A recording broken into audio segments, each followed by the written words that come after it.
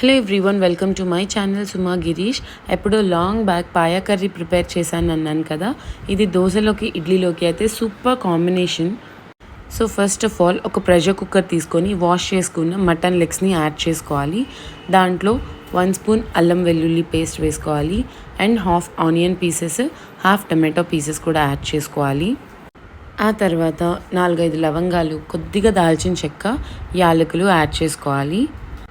నేను first time చేశాను కాబట్టి మా వారి గైడెన్స్తో చేశాను. మా వారికి నాన్ వెజ్ కర్రీస్ అంటే ఎంత బాగా ఇష్టంగా తింటారో అంతే బాగా వండుతారు కూడా. సో నెక్స్ట్ హాఫ్ స్పూన్ పసుపు, టేస్ట్కి సరిపడా కారం యాడ్ చేసుకోవాలి అండ్ టేస్ట్కి సరిపడా ఉప్పు యాడ్ చేసుకోవాలి. కారం కొంచెం ఎక్కువ ఉంటేనే నాన్ వెజ్ కర్రీస్కి చాలా బాగుంటుంది టేస్ట్. తర్వాత ఒక 2 to 3 స్పూన్స్ ఆయిల్ కూడా యాడ్ చేసుకొని వాటర్ యాడ్ చేసుకోవాలి. ఆ లెగ్స్ మునిగేంత వరకు వాటర్ యాడ్ చేసుకొని మూత పెట్టేసేయాలి. మీడియం ఫ్లేమ్లో ఒక 10 విజిల్స్ లేదా హై ఫ్లేమ్లో 14 విజిల్స్ పెట్టామంటే బాగా కుక్ అయిపోతుంది. నేను ఫస్ట్ టైం చేశాను కదా, ఎలా వస్తుందో టేస్ట్ అనుకున్నాను కానీ చాలా బాగా వచ్చింది. నాలాగా బిగినర్స్ ఎవరైనా ఉంటే ఇది డెఫినెట్లీ ట్రై చేసేయచ్చు. ప్రాసెస్ కూడా చాలా సింపుల్గా ఉంటుంది. ఒక్కటే ఏంటంటే ఇది వాష్ చేసేటప్పుడు స్మెల్ వస్తుందన్నమాట. అది ఒక్కటే బాగా వాష్ చేసామంటే స్మెల్ కూడా అంతేం ఉండదు. ఇంకా స్మెల్ వస్తుంది అని మీరు అనుకుంటే కొద్దిగా కందిపప్పు యాడ్ చేసుకున్నారంటే ఆ స్మెల్ కూడా రాదు. సో పీసెస్ మునిగేంత వరకు వాటర్ యాడ్ చేసుకోవాలి. విజిల్స్ ఎక్కువ పెట్టినా పర్వాలేదు కానీ తక్కువ పెడితే మాత్రం అది బాగా కుక్ అవ్వదు అనమాట. నేనైతే సండే వస్తే chicken curry, dosa, chicken curry, idli ఇలాంటివి ప్రిఫర్ చేస్తాను. కానీ బర్డ్ ఫ్లూ వచ్చిందన్నారు కాబట్టి ఇది ట్రై చేశాను అనమాట. బెస్ట్ అనిపించింది.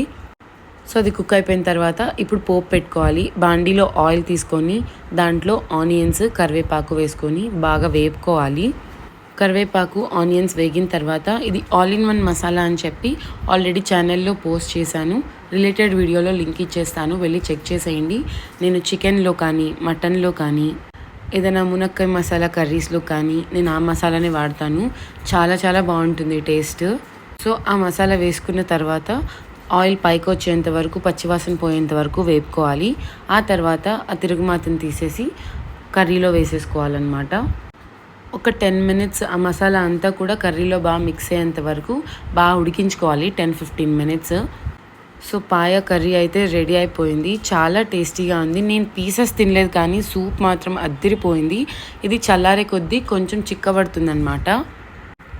ఇది ఇడ్లీ, దోశ, పూరి, చపాతీలోకి చాలా బాగుంటుంది.